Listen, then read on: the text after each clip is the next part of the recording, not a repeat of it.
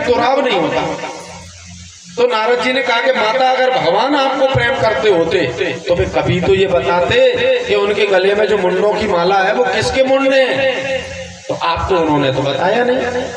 तो बताया नहीं इसका मतलब आपसे छुपाया, और छुपाया मतलब आपसे उतना प्रेम नहीं करते जितना आप करती हो।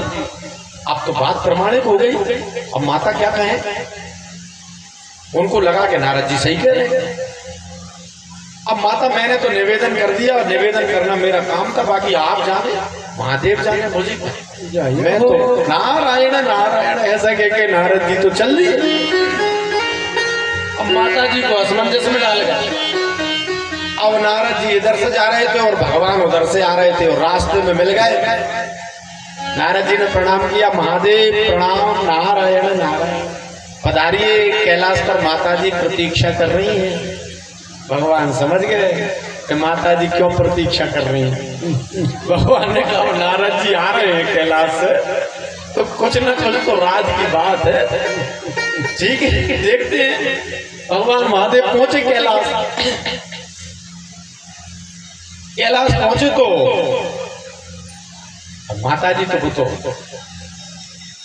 क्षमा कीजिए, लेकिन आजकल जो एक नई चीज चल रही है ना, बॉडी लैंग्वेज है ना, मुख मुद्रा, उसको पहले बोलते थे, वो उससे पता लग जाता है मुख मुद्रा से, है ना कि मामला क्या है, माजरा क्या है। तो भगवान जैसे कैलाश पहुंचे तो भगवान को पता लग गया कि मामला क्या है। भगवान ने मनाने का प्रयत्न किया, बात तो बताओ क्या बात हो गई, मुझे पता तो लगे किस बात से रुष्ट हो। आप तो रहने ही दो, पूछो ही मत, और आपका तो ना पूछने ठीक है। आप तो हमसे प्रेम करते नहीं हो, हम ही लगे पागलों की तरह बस आपके पीछे जाए हो। अरे भाई ऐसा तुमसे किसने कहा? कहने की भी कोई जरूरत है क्या? मुझे नहीं दिखता। अरे कारण तो बताओ, कैसे पता लगा कि मैं तुम्हें प्रेम नहीं करता? भगवती ने कहा एक बात बताओ, अगर आप प्रेम करते होते तो अपने मन की सारी बात हमें बताते। तो भगवान ने कहा मैं तो अपने मन की सारी बात आपको बताता हूँ।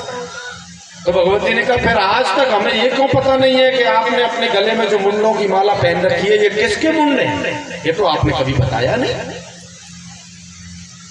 भगवान ने कहा पार्वती यही तो प्रमाण है कि मैं तुम्हें सबसे अधिक प्रेम करता हूँ। ये तुम्हारे ही मुंडे हैं जय हो, जो मैंने माला के रूप में पहन रखे हैं।